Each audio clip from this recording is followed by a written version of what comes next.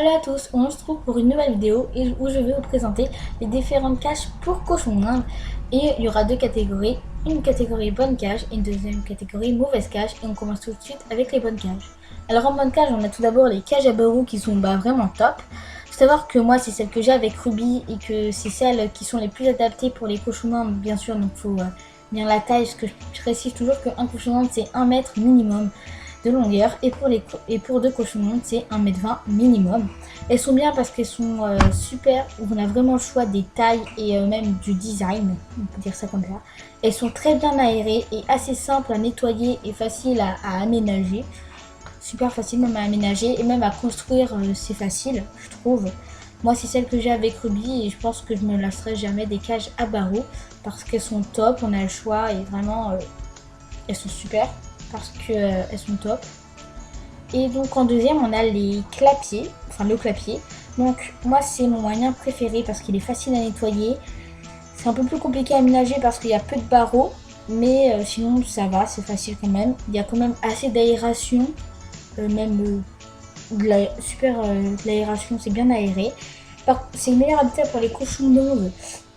Parce que c'est super aéré, il peut aller à l'extérieur. Et moi je vous conseille d'acheter les clapiers d'intérieur pour éviter quand même les cages à barreaux, mais il y a quand même un coût assez cher, donc dans les 100 € minimum.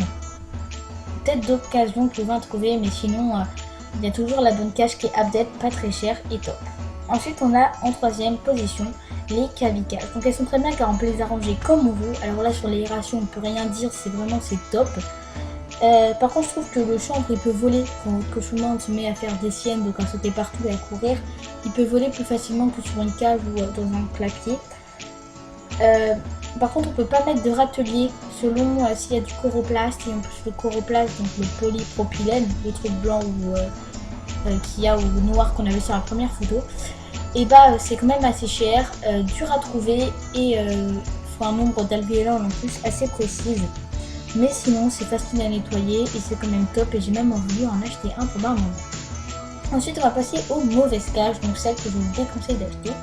En première on a les cages à plexiglas. Alors déjà c'est pas bien aéré du tout l'été, ça accumule la chaleur, ça accumule les mauvaises odeurs, et je vous parle pas du reste. C'est pas du tout facile à aménager parce que déjà le plafond il est à certains endroits et pas à d'autres. On peut dire au revoir aux râteliers qui ne sont pas en boule. Elles sont pas très hautes, elles sont vraiment nulles et je vous les déconseille, mais fortement à éviter, c'est mieux. Voilà. Ensuite on a les cages en hauteur. Donc les cages en hauteur pour rats et furets sont pas bien, enfin elles sont bien mais elles sont pas adaptées pour les cochons d'Inde. Déjà vos cochons d'Inde peuvent tomber des plateformes et se faire super mal, ça peut même lui être fatal. Et en plus les cochons d'Inde ne sont pas adaptés à monter et à descendre, ce n'est pas fait pour monter et à descendre. Un étage à la limite ok pour les cages à double ou le clapier, mais sinon c'est vraiment ce qu'il faut éviter un maximum.